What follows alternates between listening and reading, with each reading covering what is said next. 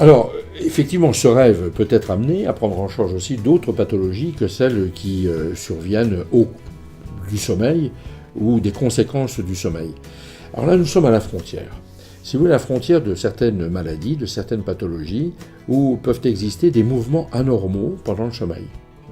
Des mouvements anormaux pendant le sommeil pour lesquels on peut se dire, est-ce que ce sont des mouvements anormaux qui sont la conséquence d'une perturbation du sommeil, ou est-ce que ce sont des mouvements anormaux ou des comportements pendant le sommeil qui sont témoins non pas du sommeil, mais d'autres maladies comme crise épileptique. D'où l'intérêt là d'une prise en charge, encore une fois, globale. C'est essayer de décortiquer ce qui revient à l'un ou à l'autre et d'essayer de mieux aboutir au diagnostic. Alors vous allez me dire, c'est important ou pas? Bien sûr, c'est très important. Je vous donne l'exemple de quelqu'un qui a des mouvements anormaux pendant le sommeil, à tel point qu'il s'agite, qu'il gigote, qu'il se prend pour un boxeur. Un autre qui se prend pour un alpiniste. Un autre qui croit, je dis il, un autre, parce que ce sont souvent des hommes, qui se croit sur une pirogue. Le boxeur, qu'est-ce qu'il va faire? Il va donner un coup de poing à sa femme, à côté. C'est rare que ce soit une femme, mais on en voit aussi. C'est troublant que le malade, le mari, le matin, se retrouve avec une botte donnée par sa femme. L'inverse est très répréhensible, n'est-ce pas, que le mari tape sur sa femme.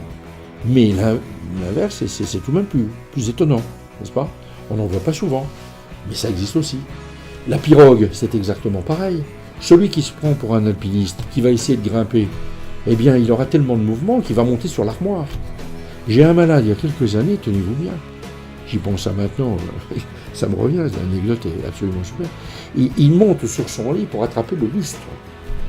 Vous imaginez? Et il est venu consulter pourquoi? Parce que les autres fois, il déplaçait des meubles, machin, donc il croyait que c'était du somnambulisme, enfin voilà, etc. Des choses relativement... c'était minimisé. Mais d'aller arracher le lustre, là, ça commence à inquiéter l'entourage. N'est-ce pas? Ah ben, ce type de maladie, c'est pas de l'épilepsie. L'épilepsie, elle ne fera jamais ça. Ça correspond à quoi? Ça correspond à la survenue pendant le sommeil d'une activité motrice, alors que l'activité motrice ne devrait pas exister. Et c'est à quel moment? Eh bien, un vrai dormeur, un bon dormeur, vous dormez, vous rêvez. Et quand vous rêvez, eh bien, vous ne bougez pas. Et là, c'est bien fait. Parce que si à chaque fois que vous êtes en train d'écrire, ou que vous êtes en train d'être en voyage, ou que vous êtes en train de nager, vous écrivez, vous nagez, vous voyez les dégâts que ça peut faire autour de vous, n'est-ce pas?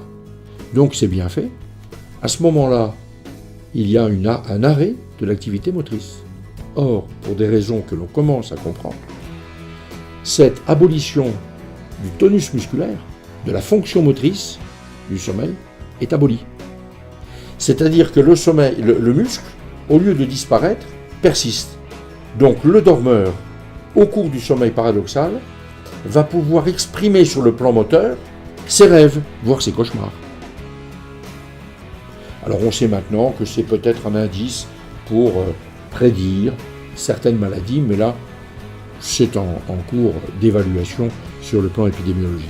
Ce qui est important pour nous et pour le malade, c'est que le diagnostic est facile. Il faut savoir, facile. Deuxièmement, on peut l'authentifier. Enregistrement de sommeil, électroencéphalogramme, muscles, mouvement oculaire, vidéo. Vraiment, il n'y a rien de plus facile que d'authentifier cela. Et puis surtout, eh bien, on a des thérapeutiques, on a des médicaments. Là, on ne peut pas se passer de médicaments qui sont très appropriés à ces situations-là et on transforme la vie, j'allais dire, du malade, mais surtout du couple.